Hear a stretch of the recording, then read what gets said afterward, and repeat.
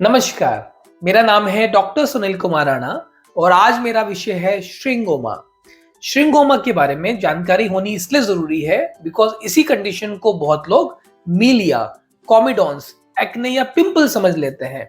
इसलिए श्रिंगोमा के बारे में जानकारी जरूरी है। श्रिंगोमा होता क्या है? आपने कई बार देखा होगा कि आंखों की पलक के ऊपर या आंखों के घेरे पे नीचे से बारीक से सफेद या पीले रंग के दाने से हो रखे हैं, जिनमें कुछ समस्या नहीं है, पर एस्थेटिकली, कॉस्मेटिकली, सुंदरता के पॉइंट ऑफ व्यू से वो थोड़ा बुरा सा लगता है। तो ये कंडीशन को श्रिंगोमा कहते हैं, जो होता है ओवर एक्टिविटी या over growth of sebaceous glands.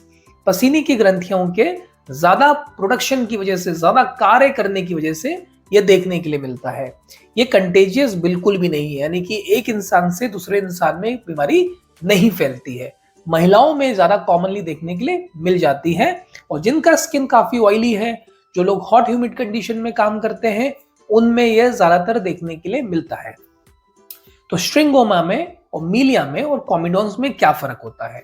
देखिए, जो श्रिंगोमा है ये मैंने बताया ओवर एक्टिविटी की वजह से होता है, ओवर ग्रोथ की वजह से होता है ग्रंथि के।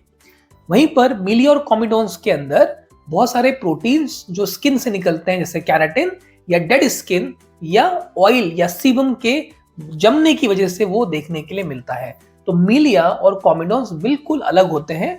कॉमिडॉन्स white head and black head भी होता है। इन तीनों के बारे में हमने पहले भी पूरे वीडियोस बना रखे हैं, जो आप हमारे चैनल पे जाके देख सकते हैं। अब हम बात करते हैं इसके सिम्टम्स क्या होंगे।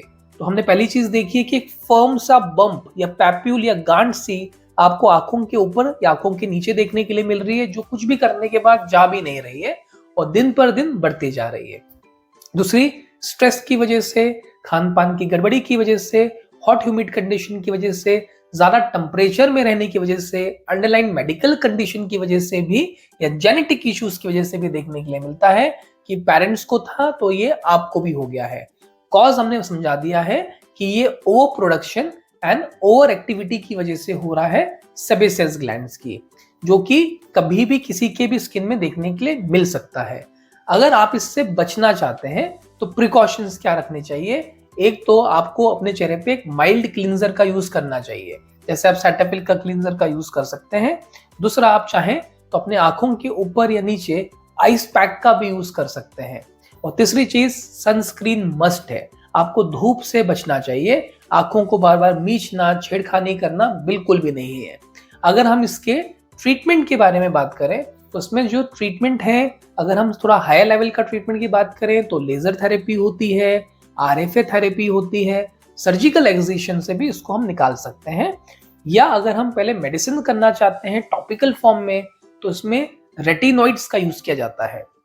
जैसे एरेट आता है ट्यूब, यानी कि रेटिनोइक एसिड, उसका हम प्रयोग करते हैं, जो धीरे करके इसको स्क्रैप आउट करके निकाल देता है। लेकिन इसको लगाना बहुत कम मात्रा में चाहिए, रात को ही लगाना है, क्योंकि फोटो सेंसिटिव ड्रग होता है। पर थोड़ा सा अगर आप ज्यादा लगाएंगे तो स्किन में इरिटेशन होने के चांसेस भी होते हैं। अगर हम इससे भी और सुपीरियर ट्रीटमेंट की बात करें तो उसमें ओरल मेडिकेशन दे सकते हैं, जो कि ओरल रेटिनोइड ही होती है, आइसोट्रेटिनोइन। ये भी इसमें काफी अच्छा कार्य करती है। पर हम जनरली इसमें प्रेफर करते हैं आरएफए, जिसमें कि लेजर थेरेपी से हम उसको बर्न करके निकाल देते हैं। प्रिकॉशन के लिए कुछ समय तक के लिए एंटीबायोटिक क्रीम दी जाती है, पर सनस्क्रीन इसके लिए मस्ट होता है। तो अगर आप ये सब कुछ करते हैं तो श्रिंगोमा होने के चांसेस नहीं होंगे, और हो गए तो ये ठीक भी हो सकता है। क्या ये दोबारा भी हो सकता है? तो बिल्कुल, ये दोबारा होने के भी चांसेस होते हैं। इसलिए जो बताया है प्रिकॉशंस, वो फॉलो करते रहना चाहिए। और अगर दोबारा हो जाए, तुरंत अपने नजदीकी चमड़े के डॉक्टर के पास जाके इसका इलाज करा लेना चाहिए। तो ये था श्रिंगोमा के बारे में। होपफुली आपको ये वैल्यूएबल लगा होगा। ये वीडियो देखने के लिए धन्यवाद। चैनल को सब्सक्राइब करिए।